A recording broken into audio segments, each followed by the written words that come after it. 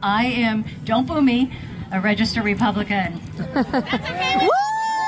We're so glad you're here! My party seems to be turning a blind eye to Trump having been convicted of many crimes. You have a businessman that went bankrupt 6 times, depriving many people of money owed to them. With his flagrant misuse of tariffs, are we going to become his 7th bankruptcy? Oh, probably. This was no longer a party that supported the rule of law.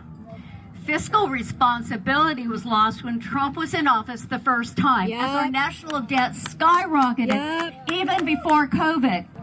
I was at a loss trying to understand why my fellow Republicans would vote for somebody that did such a poor performance in office. You know, this lifelong Republican voter has shown more courage and moral fortitude than the vast majority of our elected officials on both sides of the aisle when it comes to standing up to Trump and what he represents. And if there's anything to take away from her speech, it's that we on the left can break through the brainwashing and propaganda as long as the person in question has the humility and self-reflection necessary to change their worldview. I asked my religious Republican friends, what the bejeebies are you thinking? Yeah. Why do they not know that he has not respected the 10 Commandments? He may be peddling the Bible, but he doesn't know the Bible. He doesn't read the Bible.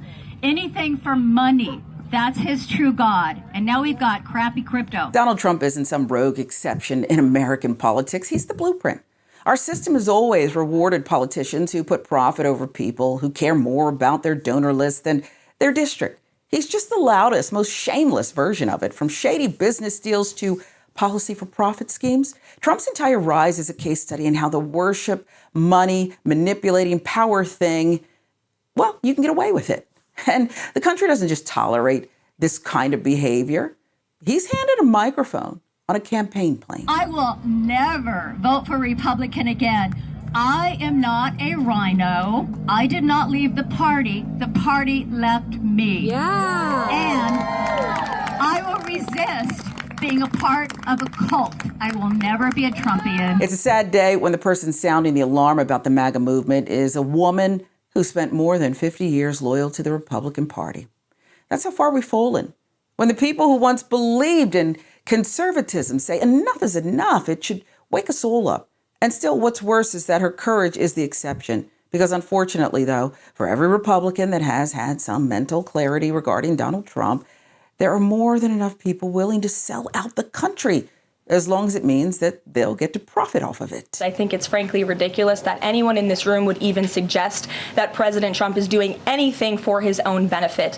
He left a life of luxury and a life of running a very successful real estate empire for public service, not just once, but twice. And again, the American public reelected him back to this White House because they trust he acts in the best interest of our country and putting the American public first. This is a president who has actually lost money for being president of the United States. I don't remember these same type of questions being asked of my predecessor about a career politician who was clearly profiting off of this office. That is not what President Trump does, and this White House holds ourselves to the highest of ethical standards. Look no further than professional liar and Trump propagandist Caroline Leavitt, who can say this with a straight face because she knows Trump and his inner circle will take care of the rest.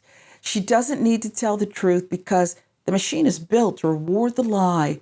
That's what MAGA is now, a loyalty test where the only rule is to defend Trump no matter what, even if he's accepting luxury jets from foreign governments. Can you clarify that Qatar is giving us a new Air Force One as a personal gift to President Trump? Are they gifting it to the country? What could you tell us about this luxury liner that looks like a hotel in the air? Well, the Qatari government has graciously offered to donate a plane to the Department of Defense. The legal details of that are still being worked out, but of course, any donation to this government is always done in full compliance with the law, and we commit ourselves to the utmost transparency, and we will continue to do that. Do you worry that if they give us something like this, they want something in return? Absolutely not, because they know President Trump and they know he only works with the interests of the American public in mind. Just in case you somehow haven't heard yet. President Trump has already toured the 747-8. It happened in February when the luxury jet was flown to Palm Beach, Florida. CBS News has learned it's poised to be a gift from Qatar's royal family. The Trump administration is poised to accept that luxury jumbo jet, which has a value estimated at $400 million as a gift from the government of Qatar. Sources familiar with the proposal say that the aircraft would be used by President Trump as a new Air Force One and then transferred to the Trump Presidential Library Foundation shortly before he leaves office. The aircraft is larger and significantly more luxurious than the current Air Force One. Qatari plane has 2 fully furnished floors, complete with plush carpet, leather couches, and 2 bedrooms. The plane's current value is estimated at $400 million, but it will need millions more worth of modifications to meet the Air Force requirements to operate as the presidential aircraft. The plane would be transferred to the Trump Presidential Library Foundation no later than January 1st, 2029. That's shortly before Trump leaves office. The Constitution prohibits anyone holding federal office from accepting a personal gift from a foreign head of state. Let's not sugarcoat this. This is a blatant transactional payoff happening in broad daylight. It's foreign influence in real time. And it's being normalized by the very people who once cried foul at the idea of foreign interference. If this is allowed to stand, it opens the floodgates. Future presidents, senators, anyone with power will look at this and say, if Trump can do it, why not me?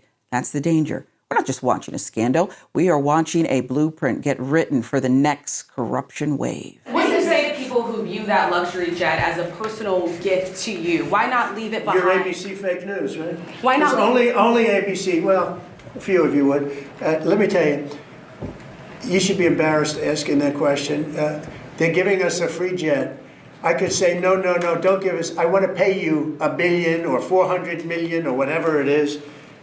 Or I could say, thank you very much. Have you ever been given a gift worth millions of dollars and then not received anything? It's not a gift to me. It's a gift to the Department of Defense. And you should know better, because you've been embarrassed enough, and so has your network. Your network is a disaster. ABC is a disaster. Has Qatar asked for anything in exchange for that $400 million luxury jumbo jet? And how can the American people be so sure that they will not in the future? I have a lot of respect for the leadership and for the leader, Qatar. And I think they knew about it because they buy Boeings. They buy a lot of Boeings. And they knew about it. And they said, we would like to do something. And if we can get a 747 as a contribution to our Defense Department to use during a couple of years while they're building the other ones, I think that was a very nice gesture. Now, I could be a stupid person and say, oh, no, we don't want a free plane. We give free things out. We'll take one, too. So I think it's a great gesture from Qatar. I appreciate it very much. I would never be one to turn down that kind of an offer. I mean, I could be a stupid person and say, no, we don't want a free, very expensive airplane. But I thought it was a great gesture. And I think it was a gesture because of the fact that we have helped and continue to, we will continue to, all of those countries, Saudi Arabia, the UAE, Qatar, and others, we keep them safe. If it wasn't for us, they probably wouldn't exist right now. And I think this was just a gesture of good faith. Trump wants people to believe this is just some gesture of good faith, a gift, no strings. But when have you ever known Donald Trump to do anything that wasn't transactional? When has he ever not expected something in return? This jet isn't generosity. It's leverage. It's insurance. It's a silent agreement between two parties that know how to play the game. And it should terrify anyone who actually cares about sovereignty and security. This isn't just about Trump. It's about the system that lets him thrive. This most recent entry into Trump's long history of political corruption is exactly the type of corruption that the system permits and encourages, as long as there's no one to hold him or others who abuse the law and their positions of privilege in such a way accountable. And if we don't fix that, if we let this slide, then we're not just letting Trump off the hook. We're telling every future leader they can do it too.